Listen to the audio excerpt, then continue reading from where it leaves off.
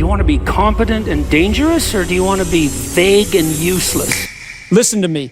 No one is coming to save you. Not your parents. They did what they could, and whether it was enough or not, they can't do your life for you. Not your girlfriend. She's not your savior. She's not your mother. And if she has to become your spine, she'll lose respect for you faster than you can blink. Not your boss. He's not sitting around hoping you fulfill your potential. He'll replace you the second you stop showing up like you matter. And your friends, most of them are busy pretending they're fine when they're quietly drowning in the same chaos you are. That's the hard truth. And yeah, I know it's uncomfortable, but you have to hear it. You're the only person responsible for fixing your life. No therapist, no mentor, no motivational video, not even this one, is going to do the work for you. And if you keep waiting for something to click or for motivation to magically show up, you're going to waste the one life you've been given. You keep hoping something out there is going to shift, but the only thing that needs to shift is you. It's your patterns, your habits, your mindset, your refusal to take control. You know exactly what needs to be done. You just keep telling yourself you're not ready, or the timing isn't right, or you'll start on Monday. But Monday never comes, does it?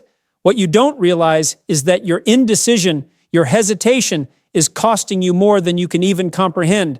Every day you don't act is a day you feed the weaker version of you, the one that hits snooze, the one that lies, the one that settles for just enough. And if you keep feeding that version, he wins. And the strong you, the disciplined you, the one with clarity and backbone, he dies, not all at once, but slowly over time.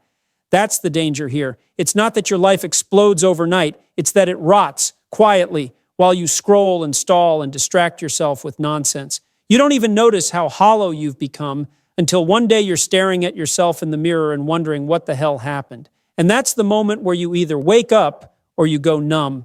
Because if you don't wake up, the numbness takes over. You start drifting through life. You feel nothing deeply, and no pain, no pride, no purpose. You just exist.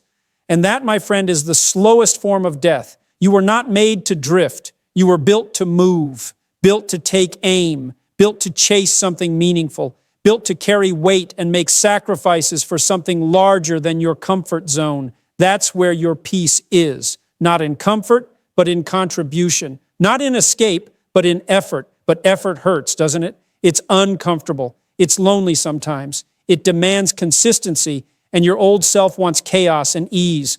You know how I know you're not lazy? Because you hate being lazy. You feel it. You feel it every time you lie to yourself, every time you break a promise to yourself, every time you walk away from the mirror knowing you let the man staring back down again. That pain in your chest, that pit in your stomach, that's not weakness. That's your soul begging you to fight. But fighting is hard, right?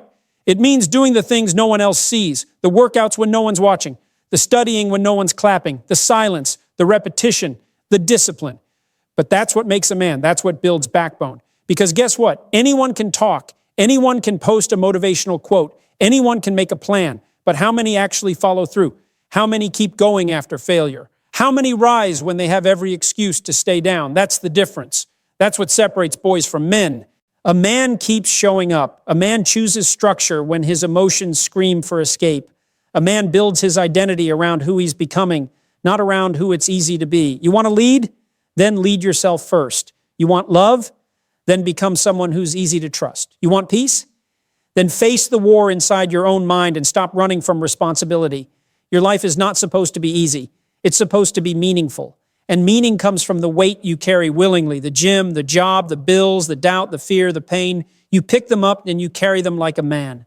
Not perfectly, not without struggle, but with intent, with strength, with direction. And yeah, you'll fail, you'll slip, you'll lose focus. But every time you get back up, you remind yourself, no one is coming, but I'm here now. I'm the man who shows up. I'm the man who takes control. I'm the man who doesn't need a rescue, because I became the one who rescues, not just myself, but everyone around me.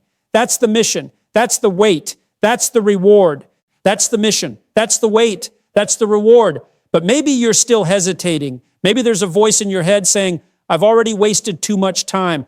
I'm too far gone. It's too late for me. Let me shut that voice down right now. It's not too late. You're not too far gone. You're just scared. And fear is fine. Fear means you're standing on the edge of something that matters. but you don't need to wait until you're fearless. You just need to be willing to move anyway. That first step, it'll be awkward. It'll be uncomfortable. You'll feel stupid, weak, unprepared. Good. That's how it's supposed to feel. Because strength is earned, not inherited. And men aren't forged in comfort. They're built in the pressure of persistence. So let them underestimate you. Let them roll their eyes. Let them laugh. Let them forget your name. But don't you dare forget who you're becoming. Because one day they won't laugh. They'll ask how you did it, how you stayed focused when they were distracted, how you stayed disciplined when they were chasing dopamine, how you built something from nothing while they waited for permission to begin. And you'll know the answer. You didn't wait. You didn't whine. You didn't waste another year pretending you were fine.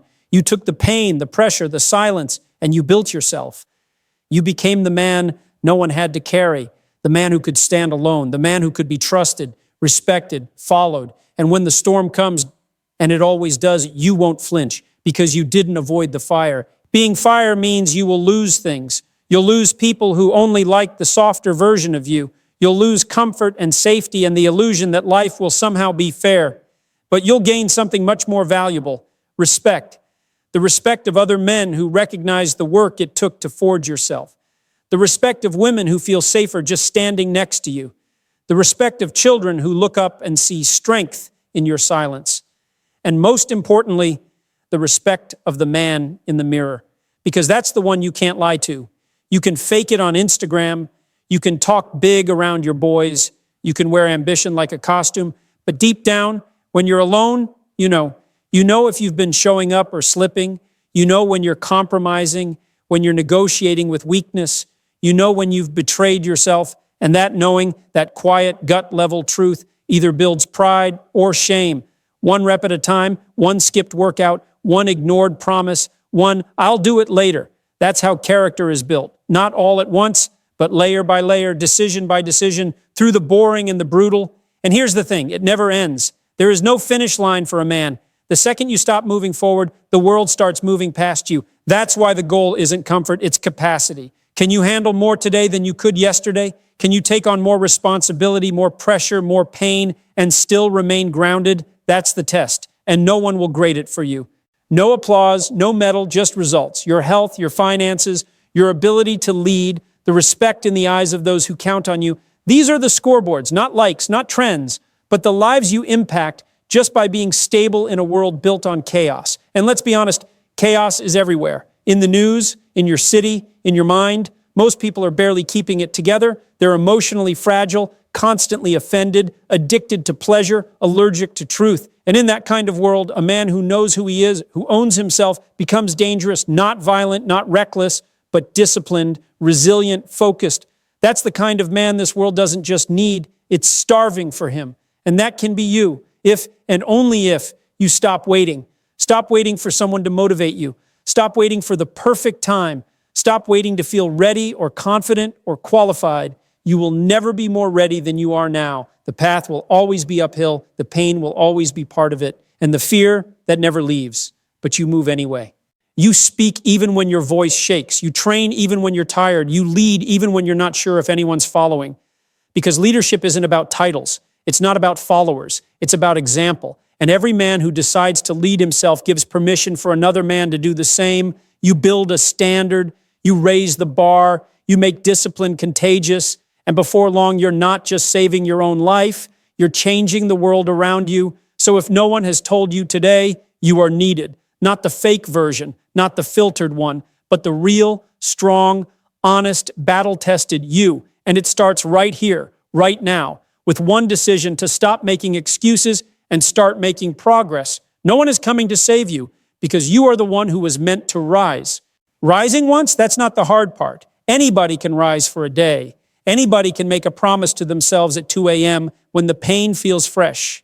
The hard part, it's staying risen when the motivation dies and the world goes silent again, when no one's clapping anymore, when the gym is cold, when your alarm goes off at 5 a.m. and no one will know if you hit snooze. That's the part that separates men from boys.